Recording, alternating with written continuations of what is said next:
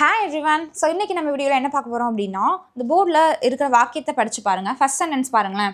அவன் வருவான்னு நான் நினைத்தேன், அவன் வருவான்னு நான் நினைக்கிறேன் அப்படின்னு சொல்லியிருக்கு. ஓகே, ஸோ இந்த ரெண்டு சென்டென்ஸில் என்ன டிஃப்ரெண்ட் இருக்குது? நான் நினைத்தேன், அங்கே நான் நினைக்கிறேன் அப்படின்னு சொல்லியிருக்கு. இது மட்டும்தான் வித்தியாசம். சரி, ஓகே. இதை இங்கிலீஷில் ட்ரான்ஸ்லேட் பண்ணும்போது இங்கே அவன் வருவான்னு அப்படின்னு இருக்கு, இங்கேயும் அவன் வருவான்னு அப்படின்னு இருக்கு. அப்போது இங்கே நான் நினைத்தேன், நான் நினைக்கிறேன், இதை மட்டும் தான் சேஞ்ச் பண்ணுமா? அப்போ இது ரெண்டும் சேமாக தான் வருமா அப்படின்னு கேட்டால் கிடையாது.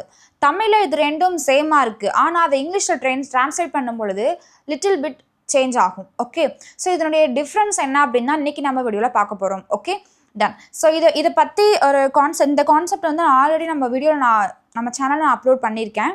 அண்ட் இதை இப்போ ட்ரான்ஸ்லேட் பண்ணும்போது இதுதானா அப்படின்னு உங்களுக்கு புரியும். Okay, ton. ஸோ இது என்ன அப்படின்னா, ஃபஸ்ட்டு இந்த சென்டென்ஸ் பாருங்களேன். அவன் வருவான்னு நான் நினைத்தேன் அப்படின்னு சொல்லியிருக்கு.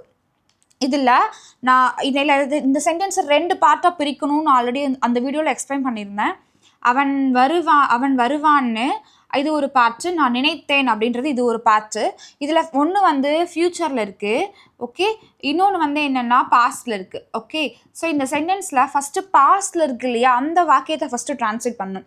நான் நினைத்தேன் அப்படின்னு சொல்லியிருக்கு. நான் அப்படின்றதுக்கு நம்ம என்ன யூஸ் பண்ணணும்? I thought. Okay, I thought, நான் நினைத்தேன். என்ன நினைத்தேன்? இது ஃப்யூச்சரில் இருக்குது. ஓகே, ஆனால் நான் நினைத்தேன் அப்படின்றதுனால நான் பாஸ்ட்டில் தான் அதை நினச்சேன். ஓகே, நான் இப்போ ப்ரெசண்ட்டில் நினைக்கல, பாஸ்ட்டில் தான் நினச்சேன். ஓகே, ஸோ பாஸ்ட்டில் நினச்சேன் என்னென்னு, அவன் வருவான்னு. அப்போ அவன் அப்படின்றது இங்கே என்ன, இந்த இடத்துல அதுக்கு முன்னாடி நம்ம இங்கே தட் யூஸ் பண்ணோம். ஐ தாட் தட் அவன் வருவான்னு அப்படின்னு சொல்லும்போது அவன் அப்படின்றதுக்கு ஹீ யூஸ் பண்ணியாச்சு.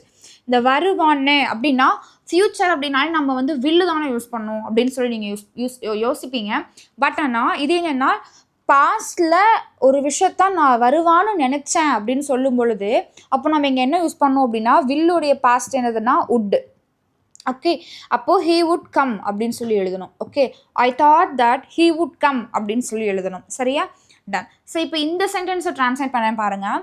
இப்போது இதையே ரெண்டு பார்த்தா பிரிப்போம். அவன் வருவான்னு நான் நினைக்கிறேன், இதை ரெண்டாக பிரிச்சிருவோம். இது என்னத்தில் இருக்குது? இது ஃப்யூச்சர் ஃபார்மில் இருக்குது. இது எதில் இருக்குது அப்படின்னா இது ப்ரெசண்ட்டில் இருக்குது. Okay, ton. ஸோ இப்போ என்ன பண்ணணும் அப்படின்னா, எப்படி இந்த பக்கம் நம்ம ட்ரான்ஸ்லேட் பண்ணும்பொழுது எடுத்தோடனே பாஸ்ட் சென்டென்ஸை ஃபஸ்ட்டு ட்ரான்ஸ்லேட் பண்ணிவிட்டு அதுக்கப்புறம் ஃப்யூச்சரை ட்ரான்ஸ்லேட் பண்ணுவோம். அது மாதிரிங்களையும் எடுத்தோடனே நம்ம ப்ரெசண்ட்டை ட்ரான்ஸ்லேட் பண்ணிவிட்டு அப்புறம் ஃப்யூச்சரை ட்ரான்ஸ்லேட் பண்ணுவோம். நான் நினைக்கிறேன் அப்படின்னு சொல்லியிருக்கு. அப்போது நான் அப்படின்ற போது ஐ யூஸ் பண்ணியாச்சு. நினைக்கிறேன் அப்படின்னு சொல்லும் பொழுது ப்ரெசன்ட் ஃபார்ம் என்ன? திங்க். Okay, I think. நான் நினைக்கிறேன். என்ன நினைக்கிறேன்? ஐ திங்க் தட் அவன் வருவான்னு.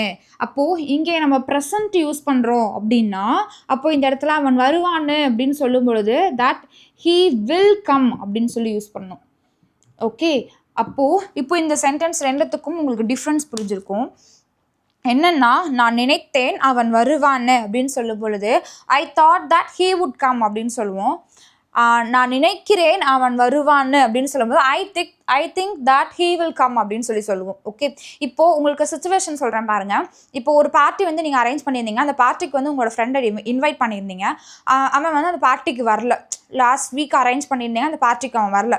அப்போ நீங்கள் சொல்கிறீங்க, actually I thought that he would come. அதாவது நான் நினச்சேன் அவன் வருவான்னு அப்படின்னு சொன்னால் I thought that he would come அப்படின்னு சொல்கிறான். ஆனால் அவன் வரலை. ஓகே, சரி, அந்த ஆக்ஷன் முடிஞ்சிருச்சு. இப்போது ஃப்யூச்சரில் அடுத்து இன்னொரு பார்ட்டி வந்து நீங்கள் அரேஞ்ச் பண்ணுறீங்க. அப்போது நீங்கள் சொல்கிறீங்க, ஓகே அவன் லாஸ்ட் பார்ட்டிக்கு வரல, ஓகே அடுத்து இந்த பார்ட்டிக்கு அவன் வருவான்னு நான் நினைக்கிறேன் அப்படின்னு சொல்லும் பொழுது I think he will come to the party அப்படின்னு சொல்லி நீங்கள் சொல்வீங்க. ஓகே, ஸோ இப்போ இந்த டிஃப்ரென்ஸ் வந்து உங்களுக்கு புரியுதா? இப்போது வந்து இங்கே நம்ம பாஸ்ட் யூஸ் பண்ணுறோம், ஐ தாட்டுன்னு சொல்கிறோன்னா அப்போது இந்த இடத்துல வுட் கம் அப்படின்னு சொல்லணும். இந்த இடத்துல திங்க்னு யூஸ் பண்ணுறோம், ப்ரெசண்ட்டில் யூஸ் பண்ணுறோன்னா இந்த இடத்துல வில் கம் அப்படின்னு சொல்லணும். இப்போ இந்த சென்டென்ஸ் ரெண்டையும் ட்ரான்ஸ்லேட் பண்ணுவோமா? அவள் பணம் தருவாள் என்று நான் எதிர்பார்த்தேன். ஆக்சுவலாக நான் அவங்க வீட்டுக்கு எனக்கு கொஞ்சம் கடன் இருந்தது. இமீடியட்டாக நான் வந்து அமௌண்ட் பே பண்ண வேண்டியதாக இருந்தது. அவங்க வீட்டுக்கு போனேன். அவள் எனக்கு பணம் தருவான்னு எதிர்பார்த்து நான் போனேன். அவள் எனக்கு பணம் கொடுப்பான்னு நான் எதிர்பார்த்தேன் அப்படின்னு சொல்கிறோம் இல்லையா? ஸோ அப்போது இந்த சென்டென்ஸை இதையும் ரெண்டு பார்ட்டாக பிரிச்சிருவோமா? அவள் பணம் தருவாள் என்று நான் எதிர்பார்த்தேன். இது தனிப்பார்ட். எடுத்தோன்னே நம்ம என்ன பண்ணணும்? பாஸ்ட்டு தான் வந்து ஃபஸ்ட்டு ட்ரான்ஸ்லேட் பண்ணணும். நான் எதிர்பார்த்தேன். அப்போது ஐ எதிர்பார்த்தேன் அப்படின்றதுக்கு இங்கிலீஷில் எக்ஸ்பெக்ட். ஓகே, இது பாஸ்ட் ஃபார்ம் என்னது? எக்ஸ்பெக்டட். ஐ எக்ஸ்பெக்டட் தட் நான் எதிர்பார்த்தேன். என்ன எதிர்பார்த்தேன்? அவள் பணம் தருவாள் அப்படின்னு. அப்போ இந்த இடத்துல அவள் அப்படின்றதுக்கு நம்ம ஷீ யூஸ் பண்ணியாச்சு. ஷீக்கு அப்புறமா நம்ம என்ன யூஸ் பண்ணணும்? வுட் யூஸ் பண்ணணும். She would give money. Okay, அப்போ I expected that she would give money அப்படின்னு சொல்லலாம். இந்த இடத்துல பாருங்க, அவள் பணம் தருவாள் என்று நான் எதிர்பார்க்கிறேன் அப்படின்னு சொல்லியிருக்கு. ஓகே, அப்போ நான் எதிர்பார்க்கிறேன், இதையும் 2 பார்ட்டை பிரிப்போமா? அவள் பணம் தருவாள், நான் எதிர்பார்க்கிறேன், இது இன்னொரு பார்ட்டை பிரிச்சிடும். இப்போ இது வந்து ஃபியூச்சர் இல்லையா, இது வந்து ப்ரெசன்ட் இல்லையா? அப்போ எடுத்தோடனே ப்ரெசண்ட்டை தானே டிரான்ஸ்லேட் பண்ணும். நான் எதிர்பார்க்கிறேன், அப்போ I expect. Okay, present form வந்து என்னது? எக்ஸ்பெக்ட், அவ்வளோதான்.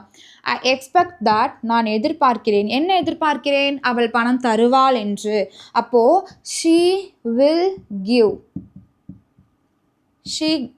Give money. Okay, done. I expect that she will give money அப்படின்னு சொல்லலாம். Okay, ton. அடுத்த சென்டென்ஸ் பாருங்கள். நீ என்னை மன்னிப்பா என்று நான் நம்பினேன் அப்படின்னு சொல்லியிருக்கு. நீ என்னை மன்னிப்பேன்னு நான் நம்பினேன், முழுசாக நம்பி தான் நான் வந்தேன். நீ என்னை மன்னிப்பேன்னு தான் நான் நம்பினேன் அப்படின்னு சொல்லுவோம் இல்லையா? அப்போது இந்த இடத்துல நீ என்னை மன்னிப்பா என்று அப்படின்ற போது இது வந்து என்னென்னா ஃப்யூச்சர் சிச்சுவேஷன். நான் நம்பினேன் அப்படின்னு இருக்கு இல்லையா, அது வந்து பாஸ்ட் சிச்சுவேஷன். நான் நம்பினேன் அப்படின்னு சொல்லும்போது ஐ believed.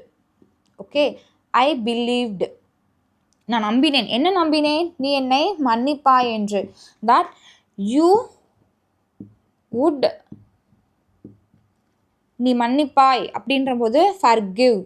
Okay, you would forgive என்ன அப்படின்ற போது மீ யூஸ் பண்ணணும். I believed that you would forgive me. Okay, நான் நம்பினேன் நீ என்னை மன்னிப்பேன்னு அப்படின்னு. அடுத்தது பாருங்கள். சரி, நீ நான் மன்னிக்கல, நான் நம்பினேன் நீ என்னை மன்னிப்பேன்னு, ஆனால் நீ என்னை மன்னிக்கல. ஓகே, நீ என்னை மன்னிப்பேன்னு நான் நம்புகிறேன் அப்படின்னு சொல்லி திரும்ப ஃப்யூச்சரில் வந்து சொல்லுவோம். நீ இதுக்கப்புறமாவது என்ன நீ மன்னிப்பேன்னு நான் நம்புகிறேன் அப்படின்னு நம்ம சொல்லுவோம் இல்லையா?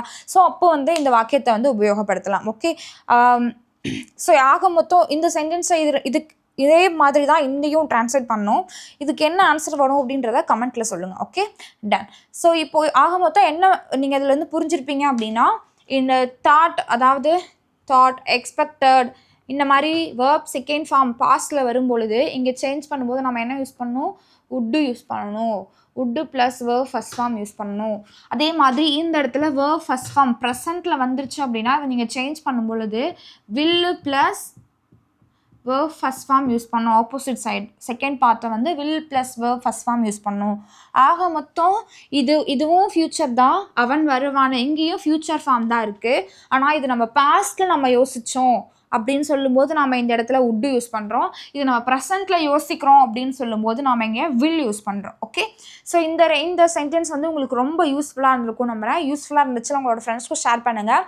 இதே மாதிரி இன்னும் அடுத்த வீடியோவில் இந்த மாதிரி நிறைய எக்ஸாம்பிள் சென்டென்ஸ் மட்டுமே நான் உங்களுக்கு தனி வீடியோவாக அப்லோட் பண்ணி எக்ஸ்பிளைன் பண்ணுறேன். இந்த சென்டென்ஸோட ஆன்சர் என்ன அப்படின்றத கமெண்ட்டில் சொல்லுங்கள். அண்ட் இந்த வீடியோ உங்களுக்கு ரொம்ப யூஸ்ஃபுல்லாக இருந்திருக்கும் நம்புறேன். யூஸ்ஃபுல்லாக இருந்துச்சுன்னா உங்களோட ஃப்ரெண்ட்ஸ்க்கு ஷேர் பண்ணுங்கள்.